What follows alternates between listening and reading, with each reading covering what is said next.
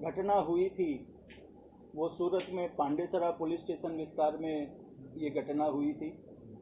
उसमें 2.5 साल की बच्ची का एक्यूज जो गुड्डू कुमार है उसने किडनैप किया था। किडनैप करने के बाद उसके साथ रेप किया और रेप करने के बाद उसने गला घोंट के नाक दबा के उनका खून कर दिया था। ये मैटर था। ये मैटर हुआ दिवाली के दिन। फिर 5 तारीख को पुलिस में एफआईआर हुई। 8/11 को एक्यूज को अरेस्ट कर लिया गया। 16 तारीख को इसमें चार्जशीट फाइल हो गई और 17 से कोर्ट में इसकी प्रोसीडिंग शुरू हुई और विद इन फ्यू डेज मतलब आज मैं पूरा गिनूं तो कुछ 20, 25, 28 दिन के अंदर इस केस में चुकादा आया। ये केस में आरोपी विरुद्ध जो धाराएं लगी थी वो 376A(b), 302, 363, 366 और पोक्सो के और वगैरह और अलग कलमें लगी थी। ये पूरी कार्यवाही के दौरान प्रोसिक्यूशन ने कुल 42 विटनेसेस एग्जामिन किए और 100 से ज़्यादा डॉक्यूमेंट्री एविडेंस कोर्ट में पेश किए। उसमें डीएनए था, डीएनए एविडेंस, सीसी कैमरे के footage, last scene together, TI parade का एविडेंस।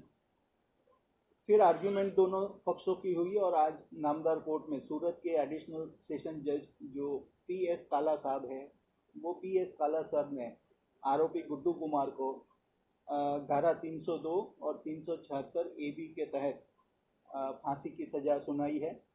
इनके अलावा 376J में जिंदगी के अंतिम सांस तक उसको जेल में रहने की सजा सुनवाई है। इनके अलावा जो विक्टिम है, विक्टिम के परिवार को 20 लाख रुपया वर्तर के तौर पर दिया जाएगा, ऐसा उन्होंने अपने जजमेंट में लिखा है। क्या महत्वपूर्ण मुद्दे रहे फांसी की सजा में? इसके अंदर महत्वपूर्ण जो मुद्दा ये है कि पुलिस ने जो भी एविडेंस कलेक्ट किया था वो फुल प्रूफ एविडेंस था। जो सर्कमस्टेंशियल एविडेंस है उसमें से कोई भी लिंक मिसिंग नहीं है।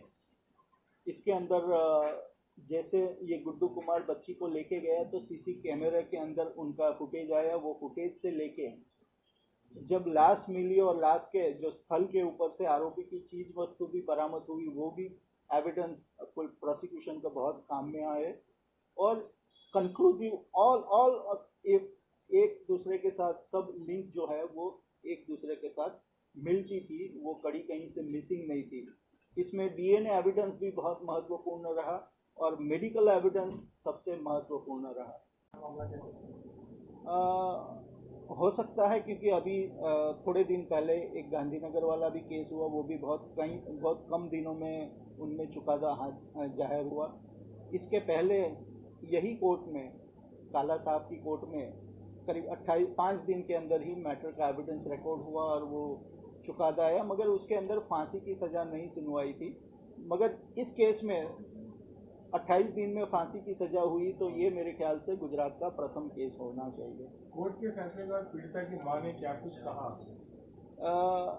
कोर्ट के फैसले के बाद पीड़िता की मां, उसके पिताजी वो संतुष्ट थे और वो बोले कि साहब हमको न्याय लगता था कि न्याय मिलेगा या नहीं मिलेगा, मगर आज कंफर्म हो गया कि हमको न्याय मिल गया। वो बोलती थी कि साहब हम गरीब हैं, हमको लगता था पहले कि हमें न्याय मिलेगा या नहीं मिलेगा। तो हमने उसको बोला कि यहाँ गरीब पैसे वाले की कोई बात नहीं है, सबको एक तरीका न्याय मिलेगा और वो संतुष्ट है। क्या सूरत के बाकी रेप जो केसेस है उनमें भी कोर्ट इसी तरह से कार्रवाई करेगी?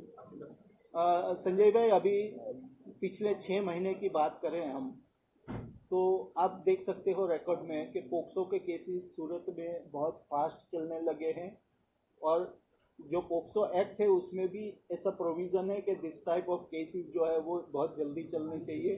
तो उसके तहत ही हम लोग जल्द कार्यवाही कर रहे हैं और उसके अंदर कोर्ट का सहयोग भी बहुत अच्छा है।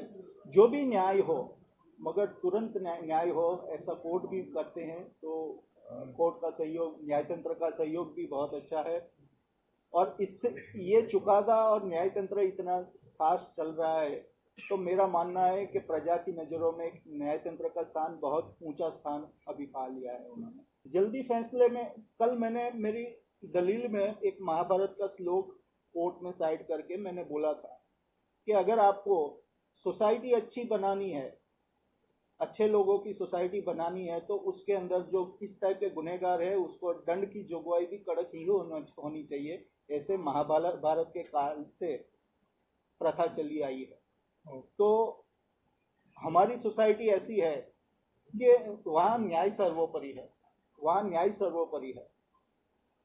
तो जो सजाएं हो रही है तो इससे गुनहगारों को मैसेज जाएगा कि भाई अभी हम गुनाहखोरी से दूर रहे।